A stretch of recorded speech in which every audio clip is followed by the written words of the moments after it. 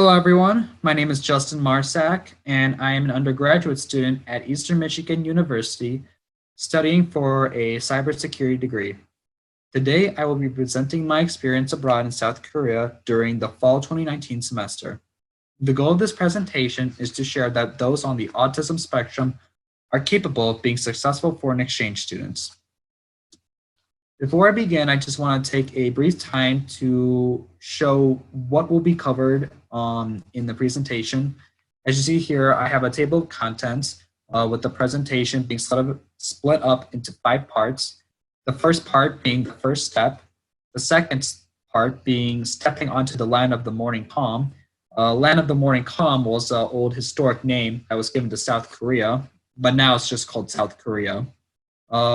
The third part is the autistic challenges I faced during my time in Korea and what I had to do to overcome them. The fourth part is the Korean experiences, what certain cultural aspects such as food and entertainment or even just visiting the cities I experienced during my time in South Korea. And the last and fifth part is the reflection. When I looked back at the journey's end, what did I learn from everything? So now we will begin into the first part of the presentation, and that will be our true journey into this slideshow I made for everyone. The first step, which is how I learned about Korea and what it was like to apply for my study abroad program. In high school, I became friends with a Korean exchange student and developed an interest in the culture. After beginning my studies at EMU, I discovered the study abroad program for South Korea. My study abroad advisor informed me of 2 available scholarships, the Benjamin A. Gilman and Freeman A. SHREWD scholarships. These scholarships gave me the financial means to make this opportunity a reality. The Gilman Scholarship is offered by the U.S. Department of Education to American students to study abroad. I had to submit 2 essays, one about who I am and why I deserve the scholarship, the other about how I will share my experience in South Korea with others. The Freeman Asia Award is offered by the International Institute of Education, IIE for short, and is available for any student doing a study abroad program in East or Southeast Asian countries. I was required to submit 3 essays for this reward, 2 similar to Gilman and the third about why South Korea's language was important for me to study. Both of these scholarships are only awarded to students once in a lifetime. So once you earn these scholarships, you cannot apply for them again. The application process was probably the biggest paper load I had to fill out in my whole life. Both my home and host universities required me to fill out application forms to be approved for studying abroad. My home university had all exchange students take a preparatory course for culture shocks and enroll for global health insurance. So we had emergency services available while abroad. All exchange students were required to obtain a student visa from the Korean Consulate General in Chicago. The financial cost of the program abroad was slightly less expensive than a semester at my home university. The support of both scholarships paid for my cost of attendance at Korea University for my semester abroad. I had to rent my bedding and personal items for my dorm room. The expense of my flight, however, was offset by a scholarship I received from Korea University. The cost for transportation was another expense I had to pay for. I primarily used buses as a method of transportation in the city of Sejong, where my university was. I used the trains to visit larger cities. Train costs were more expensive though. KTX is the fastest yet most expensive train line to travel between major cities. To go from my university to Seoul was a $93 one-way ticket. The Mugunghwa line was the cheapest line and was primarily used when visiting large cities. This is the second part, which is stepping onto the land of the morning calm. My first impressions and my feelings of when I had finally stepped onto Korean soil. Before going to Korea, I took the time to learn the Korean language in hopes of having a head start in obtaining fluency. Oh, wait. Whoops. Sorry, guys. Before going to Korea, I took the time to learn the language in hopes of having a head start in obtaining fluency. I used the internet to hear the correct pronunciation of a Korean word. I learned basic grammar through YouTube videos produced by fluent Korean speakers, both foreigners and natives. I learned enough to order at a restaurant, do basic greetings, talk to taxi cab drivers, and understand basic directions. During my studies in Korea, I spent time learning the Hangul writing system, which was the easiest part of the language. Learning the basics of the language made it possible to communicate with other Koreans. Having the basic language skills made many Koreans appreciate me speaking to them in shops, markets, and restaurants. I felt comfortable initiating conversations. The biggest problem I had when learning Korean was that there were no language partners to practice with. Despite coming to Korea to learn Korean, most Korean students wanted to practice English with me. This caused a conflict of interest between me and them, leaving me to learn the importance of assertiveness. By stating my desire to learn Korean pushed some people away. However, I came to cherish others who were willing to compromise with me. Again, I apologize for accidentally making that mistake. My bad, everyone. Now we are on to the second part, stepping onto the land of the morning calm. I had a few expectations of South Korea before traveling there. Initially, I believed Korea to be glamorous and vibrant, with much of the younger generation being fluent in English due to their education. And as I practiced Korean, I believed myself capable of carrying on small conversations with other Koreans. One of the things that interested me in Korea was its technological innovations. My major is cybersecurity, so coming to a technologically integrated country would be perfect for a tech geek like me. However, what we think and believe is not always true. Fluent English speakers weren't as widespread as I had previously believed. My language skills that I practiced hard in only made me only able to carry out a short and brief introductory conversation with locals. I was unable to understand what many Koreans said due to speaking so fast. One of the biggest shocks I experienced there was a difference in restaurant service style. In Korea, you seat yourself, silverware is found in drawers on the side of tables, and there is no tipping at restaurants. If you leave money on tables like you do here, the employees will rush over to you and say that you forgot your money. Also, you go up and pay on your own. You never wait for the waiter to give you the bill. This was a bit of a puzzle for me to adapt to because it was so natural for me to wait for the waiter to give me the bill. Now we're on to the third part, the autistic challenges. Primarily, I faced sensory and social challenges during my time in Korea, and they were both difficult obstacles to overcome. My experience did not match my expectations, and my sensory systems were on overload. One common trait for those of us on the spectrum is how our senses limit our experiences in the world. I was very stressed because of the loud noises, flickering lights, and close contact with so many people. In the beginning of my journey, these things bothered me. I had to put into action ways that helped me to deal with these sensory issues. Whether it was loud noises by people conversing with each other or car honks overloading my ears, I used headphones to block out the sounds. I wore sunglasses to dim the bright lights. I used breathing techniques when I was in a crowd of people or cramped on a bus to keep me calm and comfortable. Social skills are another issue for those on the spectrum. This was the first time I lived in college dormitories, so this was a big change of lifestyle for me. Dormitories force you to socialize with your roommates and neighbors. I had trouble starting conversation with others, so it was difficult for me to start friendships. A majority of the university students spoke more Korean than English. Thus, the second biggest issue for me was the language barrier. Because many students spoke in broken English, I had trouble communicating and forming friendships with people there. However, by keeping myself calm, I corrected and elaborated in different sentences. The students became better speakers after correcting their problems, and I became more articulate with my words. I did not talk to just Korean students. European students had came to Korea as well to do their study abroad journey. My third challenge was understanding what it meant to be part of a group of people.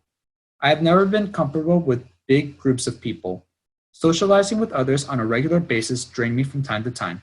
But the more time I spent with others taught me to be more open and social. The importance was moving out of my comfort zone and not being afraid to make the first move. The next thing you knew, I had actually made friends with people from all over the globe. Now I will delve into the experiences I underwent during my time in Korea, such as the food, what movies I watched, and what kind of music I listened to. Throughout my semester abroad, I visited four cities: Seoul, Busan, Daejeon, and Daegu. Out of all four, I visited to Seoul the most as it was the biggest city and held special events and festivals every day. Busan was the second biggest city in Korea, serving exotic seafood and had cultural landmarks throughout the area. Daegu was the fourth biggest city. I saw my first Buddhist temple there and practiced a group meditation. Markets were scattered all over the entire city. All major bus and subway stops were at huge market areas where people sold fresh fruits and vegetables. Daejeon, the fifth biggest city and closest to my university, had a major shopping center called SHREWD. There, people could shop or find special entertainment. Plus, major underground shopping centers drew Koreans with their unbelievably cheap deals. And on this side are a couple of pictures of the cities that I visited. At the top left, you have Seoul.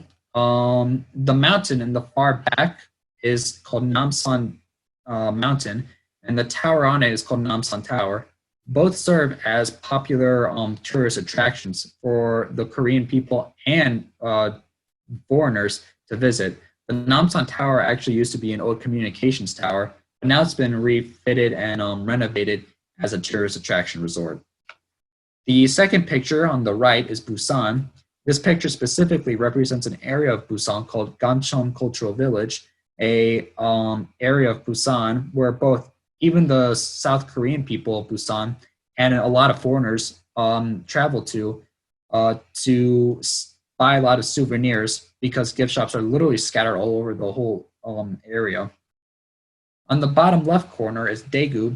As you can see, the city is very flat, surprisingly, even though it is in Southeast Asia. However, take my word for it when I say that there are a lot of markets scattered in the city. And then the last picture we have is of Daejeon.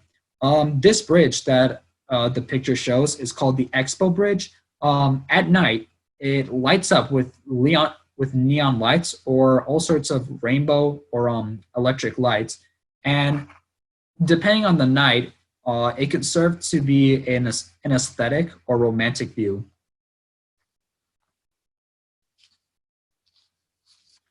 I attended Korea University at Sejong campus from August to December in 2019. Dormitories are significantly smaller compared to the US. My room was a seventh of a mobile home. The size of my campus was roughly the same as my home university, making convenience to arrive to classes on time.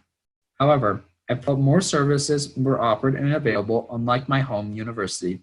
I could reserve seats in study rooms, more music and dance festivals occurred, and more restaurants were nearby to eat. Also, people were always busy. There was never a resting period happening for people. When exam sorry. When exams were around the corner, the library was everyone's retreat. I can still remember seeing Korean students sitting on the floor to study for their exams. Korea's study culture is way more intense compared to the US. Some students study for 16 hours a day straight, and the students who did study like that slept on the tables or the floor so they could return to their studies after they took their naps. While living in Korea, I couldn't help but notice different lifestyles compared to the US. When people get sick in the US, everyone is expected to stay home and recover on their day off. However, because Korean culture emphasizes work, people wear masks to prevent sickness from spreading. With this in mind, people continue working despite not being at their physical peak. Exercise is an important element in Korean life. The older generation view this as a manner of achieving inner peace. The younger generation, due to their compulsory military service, have it as an integrated lifestyle. Exercising is a more regular norm compared to the US. Despite many Americans beginning to see the benefit of exercise, it is not the same sense of normality as in Korea. Public transportation is a common method of travel in Korea. Here in the States, my car was my only means to get anywhere. In Korea, due to the inexpensiveness of bus and train tickets, transportation was readily available and not a big expense. I could simply pay a $10 ticket to travel throughout the entire peninsula. This was an interesting aspect of life I adjusted to. Before regularly using public transportation, I was uncomfortable with it. Korea was home to a variety of dishes that I had no idea existed in the States. Here in the States, most of our food is greasy, salty, or sweet. In Korea, food can be salty and sweet, yet spicy and fishy. Every meal served came with a dish called kimchi, a dish that is either radish or cabbage fermented with hot red pepper flakes and a bowl of rice. Korean barbecue prices were significantly cheaper compared to the US. For example, you could get an unlimited meal plan at a Korean barbecue there for only $11, as opposed to here where it is $25 a person. Korean nutrition and diets are based on Buddhist diets. Many Korean dishes include earthly and vegetarian elements, including ginseng, which is a natural honey, seaweed mixed with skinned carrots, and other pickled radishes. Younger Koreans prefer using delivery apps to eat fried food, including chicken and pizza, similar to here in the US. Younger Koreans socialize in a variety of ways in their free time. The most common activity was to either eat out, study in large groups, or game out at PC bangs. PC bangs are floors of buildings that host tens of gaming computers for Koreans to play multiplayer games on. One popular hobby many exchange students did was head to the noraebang, or the karaoke buildings, and sing Korean songs at the top of their lungs. I was part of an international group of 70 students that came to South Korea to study.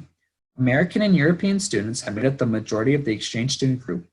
There were a total of 3 or 4 Asian students in the exchange group, one girl from Hong Kong and 2 women from Japan.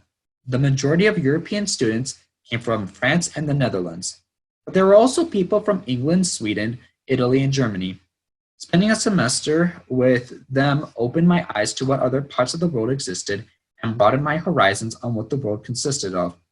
By bonding with the other students, my walls of reservation broke down, and I became more open and accepting of the cultural differences among us. Now we are on the last part, my reflection of my whole journey, specifically about what it is I learned during my whole semester in South Korea and what I brought back to me to the States. When returning to my home university for the spring semester, I came back with cultural and lingual knowledge. Personal insights saw how Korean society and daily life operates. Being a part of a bigger group made me live and truly understand what a Korean student's life was composed of. The Korean study culture rubbed off on me, and I learned how to more effectively study for my classes. Because of its intensity, I innovated new methods to retain information.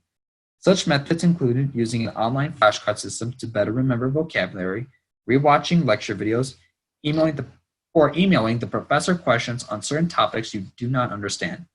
With all this knowledge in my head, I came back to my home university with the intent of obtaining a minor in Asian Studies.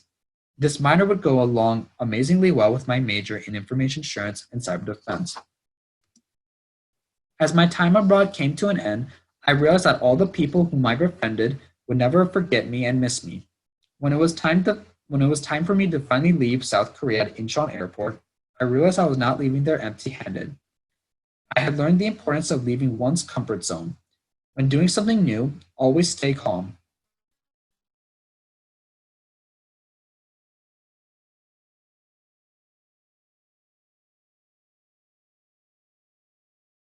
Me that there was no fear being amongst others. One was always welcome to join a conversation.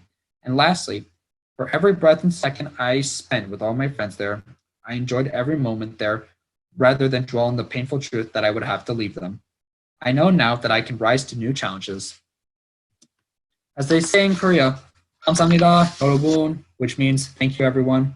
Again, thank you for everyone for taking the time to listen to my presentation and listen to me share my experience with every one of you. We're going to be entering into a Q&A session, so if you have any questions, feel free to ask. Kelly, if you don't mind, I'm going to stop sharing. Is that okay? Yeah, that's fine. Okay. Thanks, Justin. That was awesome. That was great. Why, you're welcome, everyone. Perfect. Well, thank you. We have some questions that came through. The first one was before your presentation even started, Justin, about customs and medication. prescription medication, and if you had any experience traveling with maybe valuable items such as that. Uh, about the uh, medication and the Mhm. prescriptions, I can't really give too much information on that because I personally never brought any of those of such items with me. I did bring nutritional supplements with me, such Mhm. as fish oil or omega-3, I think it's called. Was it Zyrtec or Allegra is allowed in Korea? Vitamin B and vitamin D, uh, and multivitamins. Many, I think just about all nutritional supplements are allowed in Korea. And I think in most parts of Southeast Asia, I think Japan is the only one you have to worry about with nutritional supplements. They have certain medical restrictions on them. But I do know that in was it Japan, that they do ban ADHD medication. So if you try to bring an ADHD medication, you can't bring it with you into the country. You'll have to throw it out or leave Interesting. it in the States. But in Korea, I'm not entirely sure. However, there is a website, if I can remember it right. I think it's travelusa.gov that has information pertaining to this subject. The website talks about what sort of was it medicines or prescription drugs are allowed to go into the country, and they can even direct you to other links that detail this kind of information to show you what other sort of drugs or medicinal drugs are available in South Korea or that you can bring to Korea. Okay, that's good to know. I had no idea. Thank you. You're welcome. Did you mentioned that you learned how to be more assertive when traveling abroad? Have you noticed that skill working for you in the States? A little bit. It's taught me how to really stand my ground and really learn how to keep myself composed in an argument Mhm. with anyone.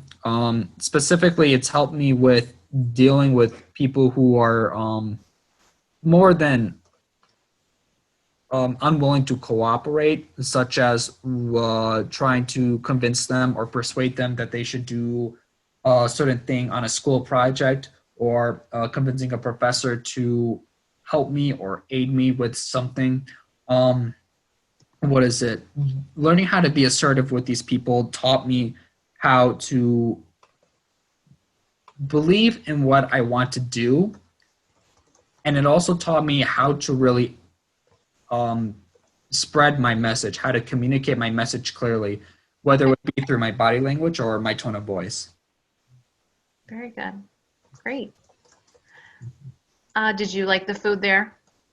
Yeah, the food was really good. One thing I do have to warn you guys though is that the kimchi is very spicy.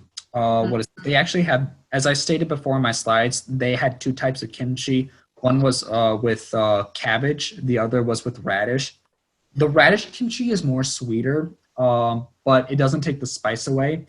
But the cabbage kimchi, while the cabbage kimchi is significantly spicier, and having the leafy or the leafy texture in it definitely helps spread the spice throughout your whole mouth. Um, However, they do often serve water with their food rather than like other drinks. Here in the States, when the waiter asks us for a drink, they either mean an alcoholic drink or a drink such as like Coca-Cola or a Pepsi. There, they automatically give you water. Like water is something that's given to everyone at every table. It's actually kind of amazing, really. Okay. What can you give any insight on what the application process was like? Um, And if it was a lot of writing and a lot of typing. okay. Primarily with my home university, there was a series of applications we had to fill out in order to be cleared on the more administrative end to be processed for the program. For example, we had to fill out certain documents about the courses the courses we were going to take in South Korea. There was a whole document procedure for that. And then there was a document that we had to fulfill, talking about what happens in case an emergency occurs in South Korea. Another was about just being part of the program in general. The most difficult problem I had during my application that me and my family struggled with are me and my family, when they were aiding me, had struggled with, was that trying to state the reasons behind was in South Korea. That was probably the most difficult one because we had to do it in a specific essay, or not a specific essay format, but rather we had to articulate it very well. And Mm-hmm. it ended up being probably the hardest challenge for us because of its articulation detail. Okay. Yeah, it seems like it would be a super long process. Mm-hmm. That's lots Well, of. there was in Korea, or sorry, not in Korea. When we were also doing the application process, we had to fill out an application directly to my host university in South Korea. So Mm, you had to fill out a Korea University Sejong campus application form in order to be admitted into the school. That is also required. The visa process was not hard if you knew what you were doing. We were a little bit stumped on, or I was a little bit stumped on the process itself a couple of times. So you'll have to make a phone call to the Korean consulate of Chicago because their website actually doesn't match what they actually require of people when obtaining a visa. So when you look at the website, also give the consulate a call to ask them questions about what is required to obtain a visa. okay. What was one thing you wish you had in Korea that you only had in the US? Um, Maybe vice versa. hmm, there's one thing I had in Korea that I wish I had in the US. A car, like to have me like just travel to any city I want to. I mean, Hmm. the train system, don't get me wrong, the train system was pretty cool. It was very efficient. Public transportation could get you just about anywhere on in the peninsula. Um, but I also wish I had my car just for the sake of personal travel, or not personal travel, but rather the ease of convenience it would Sure. make to get around throughout cities or to get to certain destinations in my own time. Um, Okay. but but I guess if there was another thing I could say I wish I had in Korea, it would probably be, was it a more comfortable bed because the mattresses that we slept on, or that I slept on back in Korea University were really rough. So I ended up having a lot of restless nights, and sometimes my back did ache from the mattress itself, which made sleeping there a bit difficult from time to time. Got you. Is there anything that you missed that you wish you had that's back in Korea? I was back in Korea. I wish I had, what was it? Mm, I really wish I had brought myself a hanbok, which is a traditional Korean costume that dates back in one of its dynasty periods. The latest one it had. It's a very popular tourist activity for people to do, where they can go to certain stores, and what they do is that the stores rent out the hanbok costumes to people, and through the hanbok costumes they start to run around or walk around in the traditional costumes and travel through like very old historical sites. That's one thing I wish I could have brought back from Korea. Did you have any trouble finding or buying any basic things that you needed? Um, the only problem I had with basic needs was really a couple of hygiene things. For example, in Asia, it's hard to find deodorant in a lot of places, so you have to order deodorant online. They don't have them in like convenience stores or in like even big supermarkets. They don't have deodorant, so you have to buy the stuff online. Was it? Uh, for everything else, um, it was pretty easy to find everything else, except maybe clothes. A lot of the clothes that Korea sells looks very effeminate, meaning that it looks very girly. So when you're searching through clothes, don't be surprised if it feels like the only thing you could find is girl clothes, because a lot of the Korean clothes actually look kind of like that. Interesting. Okay. Let's see, what else do we have? How much time were you able to spend alone each day, maybe on average? The what is it? Time I spent alone.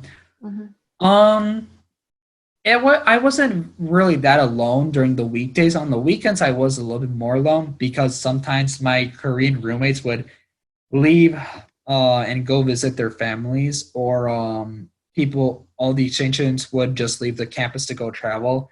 Sometimes I stayed behind just because I wanted to rest and take a break from traveling. Other times I took the time to study. But in terms of being alone on the weekdays, I wasn't really that alone. Um, was it? I stayed in my dorm room a lot of the time, either sleeping or studying for my classes.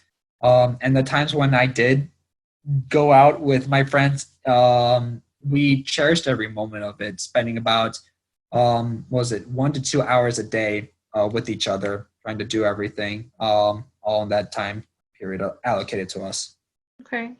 How do you feel you managed your energy in socially or sensory draining situations?